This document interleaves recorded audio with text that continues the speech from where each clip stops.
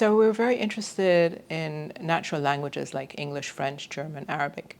And we're looking for technologies, or we're building technologies that could process them.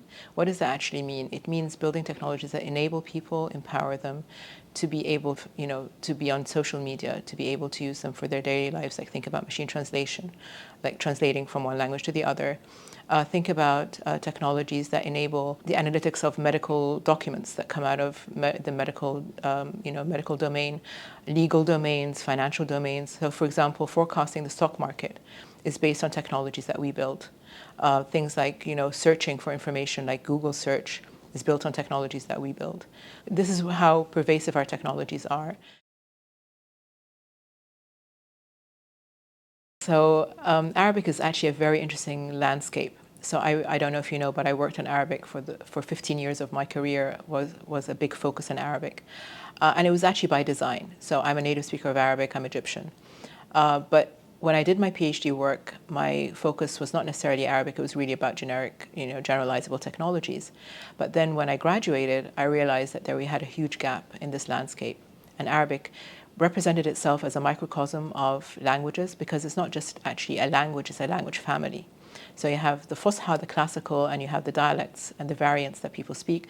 That's different. It goes beyond the sociolects that you get in languages that are more monolithic. So this presented a very interesting challenge from a scientific perspective. How do you model these things? In reality, the data is so diverse that you really don't have enough patterns from a computer science perspective, you don't have enough patterns. This became a really interesting challenge. So how do we go about dealing with this? We need to develop technologies that are able to leverage the diversity, learn from each other. So in this new world of generative AI, and especially language models and large language models, one aspect is how do you embrace the diversity, but at the same time be able to figure out the knowledge transfer across them, looking at language families in a closer way. I think we need to have a more critical strategy around how do we do data selection, data characterization, but also it affects the modeling. So it really pushes the boundaries of artificial intelligence in interesting ways. And I feel like this is the right way to think about it. So I'm hoping that Qatar and places like QCRI, CMUQ, and other organizations here in the region would start thinking about this in creative and novel ways that go beyond, let's just mimic what happens in the West. There's ample opportunity in that, from that perspective. And to have a voice, right? We have a voice in the actual scientific enterprise that is not necessarily just about the language or the data, it's about the models and the architecture. So we're actually affecting algorithms, we're affecting computer science as a science. And I feel like this is a fantastic opportunity for our students and for the people in the region to hopefully grasp onto. And I mean, apart from the fascination with the language itself, because it's, as I said, part of our heritage and part of the complexity of the language is really, really interesting. It's really beautiful. But also, as I said, tie it to advances in science. When you've solved this problem for Arabic, you could solve it for Indonesian. You could solve it for, for other language families. So it's not just about this one thing. It's really about also the other languages of the world, and having an economic value. So tying this to technology, which is like cool and hip, I would imagine that would be a big incentive.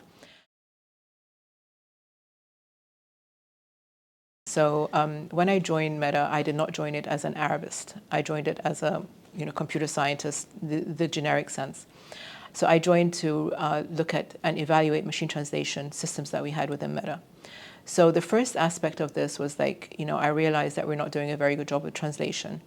So I started looking at the evaluation systems that we had. And of course, since I'm a native speaker of Arabic, Arabic was my first target. And I started realizing, wait a second, we're treating Arabic in very non-nuanced ways. And then I started looking at our hate speech systems.